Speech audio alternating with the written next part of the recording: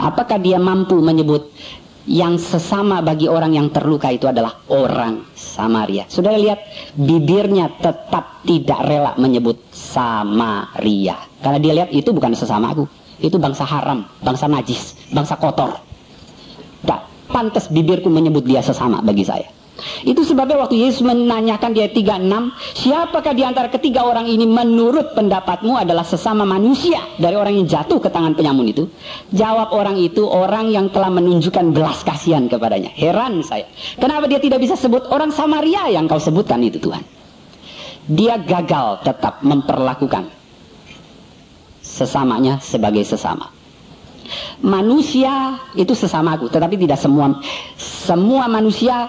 Tidak jelas sesama saya adalah manusia, tetapi tidak semua manusia boleh dibilangan menjadi sesama saya. Saudara-saudara, kegagalan itu Yesus tunjukkan kepada dia. Waktu Yesus katakan, pergilah, perbuatlah demikian. Orang ini belum berbuat sudah gagal. Maka sebetulnya yang Yesus mau bongkar di sana, kalau kamu tanya apa yang harus aku perbuat untuk beroleh hidup kekal, kamu tidak akan sanggup. Dan saya ajak saudara melihat konteks daripada cerita ini. Setelah cerita ini, di bawahnya ada sebuah cerita Maria dan Marta. Apa sih yang mau ditekankan dalam cerita ini? Maria dan Marta, saya baca cepat ayat 38 sampai dengan 42. Ketika Yesus dan murid-muridnya dalam perjalanan, tibalah ia di sebuah kampung. Seorang perempuan yang bernama Marta menerima dia di rumahnya. Perempuan itu mempunyai seorang saudara yang bernama Maria. Maria ini duduk di kaki Tuhan dan terus mendengarkan perkataannya. Sedangkan Marta sibuk sekali melayani. Ia mendekati Yesus dan berkata, Tuhan, tidakkah engkau peduli bahwa saudaraku membiarkan aku melayani seorang diri? Suruhlah dia membantu aku. Tetapi Tuhan menjawabnya, Marta, Marta, engkau khawatir dan menyusahkan diri dengan banyak perkara. Tetapi hanya satu saja yang perlu. Maria telah memilih bagian yang terbaik yang tidak akan diambil daripadanya. Saudara perhatikan, Maria telah memilih bagian yang terbaik yang tidak akan diambil daripadanya. Apa sih yang Maria kerjakan buat Yesus? Dia tidak berbuat apapun, cuma duduk bersimpuh di hadapan Yesus, mendengar Yesus bercerita tentang dirinya, tentang karyanya, tentang kehendaknya. Marta sibuk. Dia pikir dengan perbuatan-perbuatan baiknya dia akan mendapat perkenan dari Yesus. Justru dia dimarahi. Marta tidak berbuat apapun. Yang dia tahu adalah, aku duduk di sini menanti apa yang engkau mau katakan, apa yang mau kau karyakan bagiku. Saudara-saudara, jadi sebetulnya cerita ini sama persis dengan cerita pemuda kaya. Yesus memepet orang itu sampai mau mengaku, Tuhan, aku tidak sanggup. Kalau sampai itu terjadi dalam kehidupan seorang sampai berkata, Tuhan, siapa yang sanggup kalau demikian? Itu yang menjadi titik awal pembukaan hati kita untuk menerima anugerah Allah. Hanya orang-orang yang berani mengakui, Tuhan, siapa saya yang bisa sanggup memenuhi kesempurnaan tuntutan. Orang kalau sudah bisa sampai ke titik ini, dia siap hati untuk menerima sebuah perkataan, bukan karyamu, karyaku. Keselamatan hidup kekal adalah sebuah anugerah. Anugerah berarti bukan karya saya, bahkan saya terima di dalam ketidakmampuan dan ketidaklayakan saya. Saudara-saudara, Yesus mati di atas kayu salib adalah sebuah deklarasi bahwa hidup kekal bukan lagi usaha dari bawah ke atas, tetapi menjadi usaha dari atas ke bawah. Bukan lagi manusia yang berkata apa yang harus kuperbuat, tetapi Allah berkata, mulai hari ini aku yang berbuat bagimu. Engkau tidak mungkin mampu, engkau tidak mungkin sanggup memenuhi apa yang aku katakan. Kalau kamu minta bagaimana berbuat untuk memenuhi mendapat hidup kekal, Allah akan terus tunjukkan kepada kita, kita tidak mampu, kita tidak mungkin sanggup. Itu sebab Yesus berkata, cuma seorang yang datang dengan sikap anak kecil yang tahu dirinya tidak bisa berbuat apa-apa. Seorang bayi kecil apapun tidak sanggup selain pertolongan dari luar, belas kasih dari luar, cinta kasih dari luar. Salib adalah uluran tangan Allah untuk mengatakan kepada kita, engkau tidak sanggup, mari aku kerjakan bagimu. Saudara-saudara, itu sebabnya kenapa Yesus memuji Maria. Maria tidak berpikir dengan sesuatu yang aku bisa lakukan untuk dapat perkenanmu Tuhan. Tetapi yang Maria kerjakan adalah duduk, mari Tuhan katakan, mari Tuhan berkarya, mari Tuhan nyatakan apa yang engkau mau di atas diriku.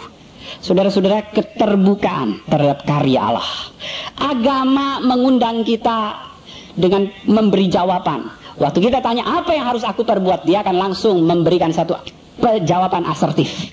Engkau sanggup, makanya 1 lakukan ini, 2 lakukan ini, 3 lakukan ini. Semua berupa perbuatan yang mesti aku lakukan untuk menghasilkan hidup kekal bagi saya.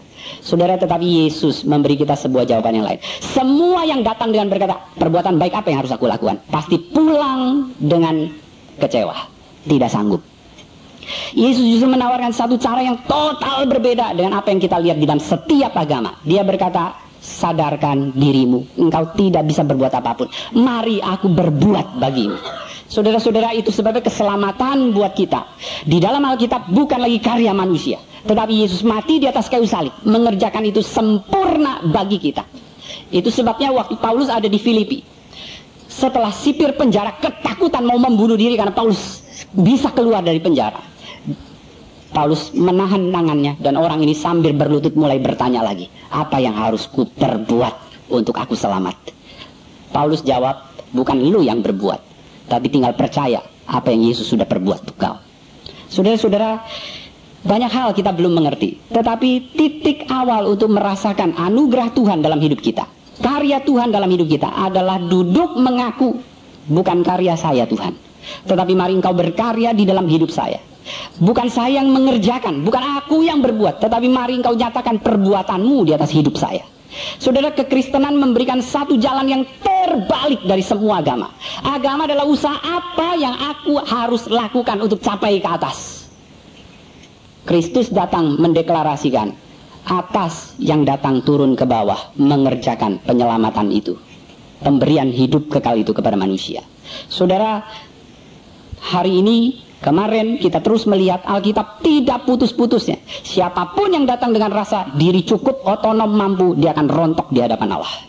Karena seluruh yang Alkitab berikan cuma menunjukkan manusia cuma punya satu sikap untuk datang ke hadapan Allah. Aku orang berdosa, beri aku belas kasihan-Mu Tuhan. Kiranya Tuhan menolong kita malam hari ini. Kita tundukkan kepala, kita masuk dalam doa. Saudara, kita mungkin merasa kita orang baik karena begitu banyak dosa yang kita lakukan yang bisa kita beri alasan-alasan yang memadai. Kita mungkin merasa diri kita cukup baik karena kita tidak pernah mau menghitung-hitung berapa banyak permintaan tuntutan Tuhan yang kita tidak penuhi. Hutang-hutang kewajiban kita terhadap sesama, terhadap anak kita, terhadap istri kita, terhadap masyarakat kita, terhadap Tuhan. Ada begitu banyak yang tidak kita bayar, tidak kita sadari. Kita tidak sama dengan penyamun, tetapi ada banyak dosa yang kita lakukan secara sama beratnya dengan cara yang berbeda. Kalau kita datang ke hadapan Tuhan dengan coba bertanya apa yang saya bisa lakukan, apa yang harus aku lakukan, hari ini Tuhan akan merontokkan kita. Dia akan merobohkan kita, supaya kita mau datang sebagai orang sakit yang tidak mungkin bisa menyembuhkan diri sendiri selain kita cari Dia, tabib, segala tabib yang boleh menyembuhkan. Pengakuan ketidaksanggupan diri, membuka diri kita untuk menerima anugerah Allah, karya Allah. Berdoa saudara-saudara, supaya Tuhan rela membuka, menghancurkan hatimu. Masuk kerajaan Allah adalah soal kita dikecilkan, dibuat miskin dan merasa butuh, merasa bergantung pada belas kasihan Tuhan, bukan pada kekuatan sendiri, kemampuan dan kecongkakan kita. Mari kita berdoa supaya Tuhan menjadikan kita anak-anak kecil yang tahu bahwa kita tidak berdaya, yang tahu kita cuma bergantung sepenuhnya, yang tahu bahwa semata-mata apapun yang kita bisa dapat, apapun yang kita peroleh semata-mata karena belas kasihan, karena cinta kasih. Saya minta Bapak Yusak Wijaya memimpin kita dalam doa.